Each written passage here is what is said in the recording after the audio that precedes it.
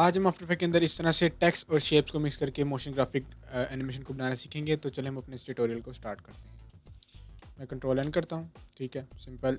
First हमारी composition का name होगा, हम इसको मेन एनिमेशन का नेम देते हैं। ठीक है, उसके बाद जो हमारी विथराई होगी वो 920x1080 होगी। उसके बाद जिसके फ्रेम रेट होंगे वो 30 होंगे। दैन उसके बाद जो उसकी ड्यूरेशन है वो मैं यहाँ से रख लेता हूँ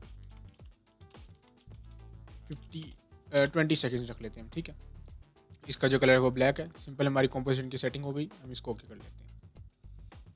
ये मेरे पास मेरी कॉम्पोजिशन एक क्रिएट हो गई है। मैं क्या करता हूँ, मैं आफ्टर इफेक्ट के पास अंदर जो ये हमारे पास 5 शेप हैं। ठीक है, तो हम बारी बारी इन 5 शेप्स को ड्रॉ करते हैं। सबसे पहले इस तरह। ठीक है, और इसका एंकर पॉइंट सेंटर में कर लेते हैं। कंट्रोल आकर के हमारा रूलर खुल जाएगा। तो हम क्या करेंगे, इसके पॉइंट इस पॉइंट पे इसको रखेंगे एंड देन इस पॉइंट पे रख लेंगे। ठीक है, ये इसलिए हुआ कि हम इस लाइन के अंदर ही अपनी शेप्स को क्रिएट करेंगे, हमारी शेप हम बड़ी नहीं करेंगे। नेक्स्ट शेप क्रिएट करते हैं, सर्कल। ठीक है, और इसका कलर जो है वो चेंज कर लेते हैं। मैं इसका कलर रेड रख लेता हूँ। उसके बाद जो नेक्स्ट शेप है वो हम क्रिएट कर लेते हैं। ठीक है, और इसको शेप को भी इसके अंदर ले आते हैं एंड देन इसका भी कलर हम चेंज कर लेते हैं, ब्लू। इसी तरह नेक्स्ट जो शेप है उसको भी क्रिएट कर लेते हैं, स्टार शेप।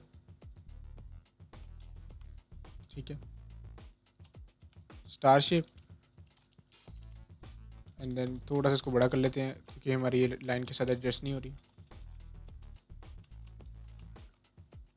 एंड लास्ट हम अपना सेम शेप नेक्स्ट क्रिएट कर लेते हैं। मैं सिंपल अपनी ये इस तरह शेप को क्रिएट करता हूँ और अपना जब कीबोर्ड से एरो प्रेस करता हूँ तो देखें ये हमारी शेप चेंज कर रहा है। ठीक है, मैंने इसकी शेप चेंज कर दी।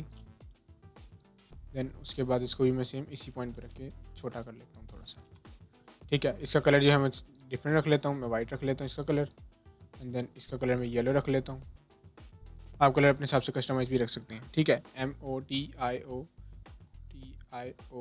अब एक और शेप हम क्रिएट करते हैं। ठीक है, क्योंकि हमें 6 हमारे वर्ड्स हैं। मैं इसी तरह ये शेप सेलेक्ट करता हूँ एंड देन इसको मैं इस तरह से रख लेता हूँ। 5 शेप्स, 6। ठीक है, ये मेरे पास मेरी 6 शेप जो है वो क्रिएट हो गई हैं यहाँ पे।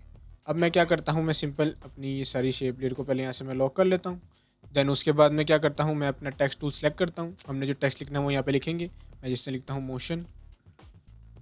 ठीक है, और इसको मैं यहाँ पे इनके साथ अलाइन कर लेता हूँ। ठीक है, मैं सिंपल अपने ये वाले टूल से आपको दिखाता हूँ। मैं सिंपल अपने ये वाले टूल से जो है इसको मैं यहाँ से अलाइन करूँगा। मैं क्या करूँगा, मैं सिंपल इनको थोड़ा सा इसके हिसाब से एडजस्ट कर लूँगा। ठीक है, अगर मैं देखूँ इसको मैं कर देता हूँ 150। ठीक है, 250। तो देखिए मेरे पास इस तरह से शो कर रहा है। तो अब बाकी जो रह गया है हम देखते हैं, ये देखें। अब बाकी जो है हमारा देखें जो शेप्स हैं हम उन शेप को अनलॉक करते हैं और इसके हिसाब से लाइन करते हैं। सिंपल, मैं इन सब के पहले एंकर पॉइंट हम सबको सिलेक्ट करते हैं। सिलेक्ट करने के बाद कंट्रोल आल्ट होम करेंगे तो इन सब के एंकर पॉइंट इनके सेंटर में आ जाएंगे। मैं अपने टेक्स्ट को कलर थोड़ा सा चेंज कर लेता हूँ ताकि मुझे ये जो मेरा टेक्स्ट है वो यहाँ पे नज़र आए।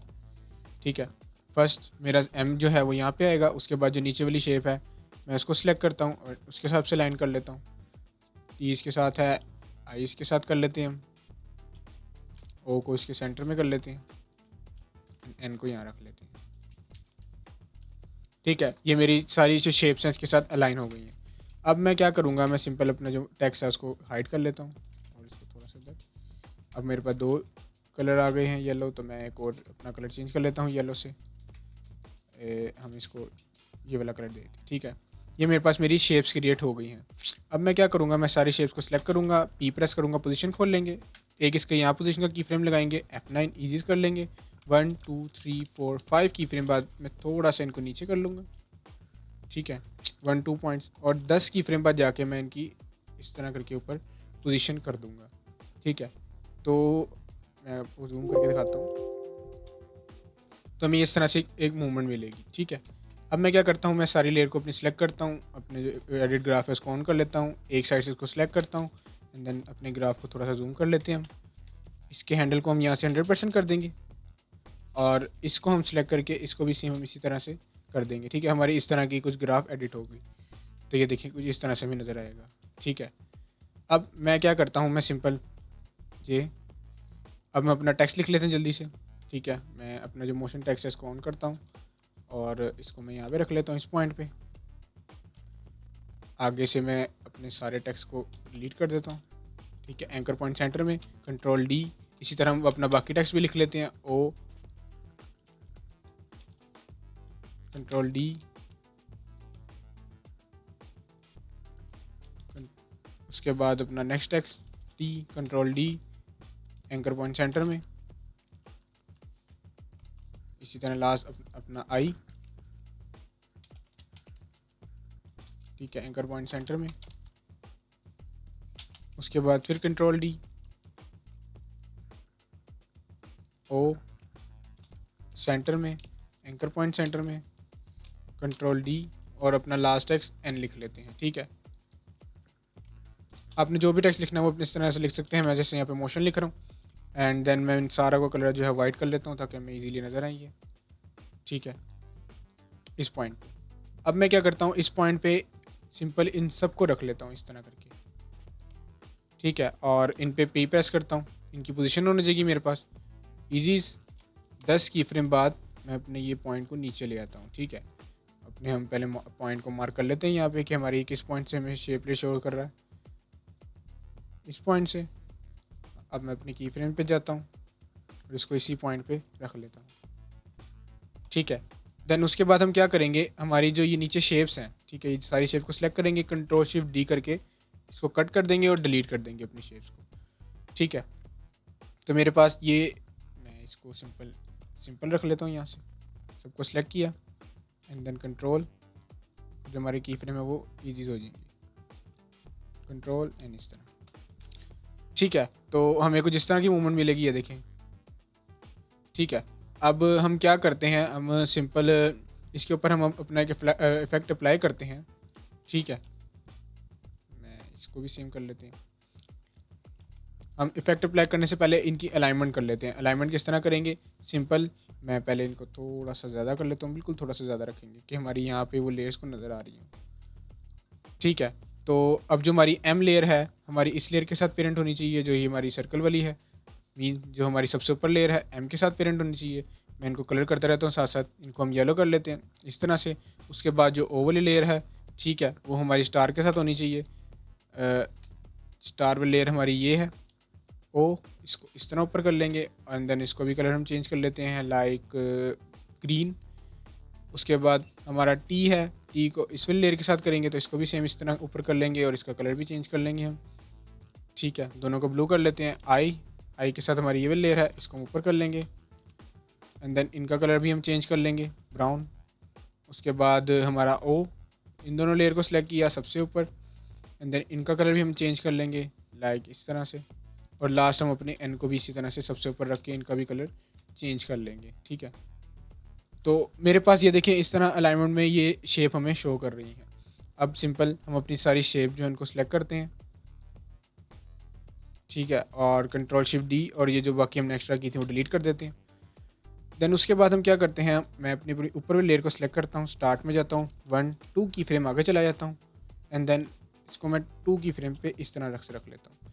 ठीक है, इसको मैं यहाँ से 2 की फ्रेम आगे कर लिए। इसी तरह मैं ऊपर वाली सिलेक्ट करता हूँ। ठीक है, 1 2 की फ्रेम इस तरह आगे ले गया। इसी तरह 1 2 की फ्रेम, उससे ऊपर वाली सिलेक्ट की, इनको आगे ले गया। इसी तरह 1 2 की फ्रेम एंड देन इनको, और हमारा लास्ट भी 1 2 की फ्रेम के बाद यूँ ही हमें शो करेगा। ठीक है, यहाँ पे अब हमने क्या करना है, हमारी जो ये शेप्स हैं हम सबको शेप को सिलेक्ट करेंगे और इसको अपने फर्स्ट तक ले जाएंगे।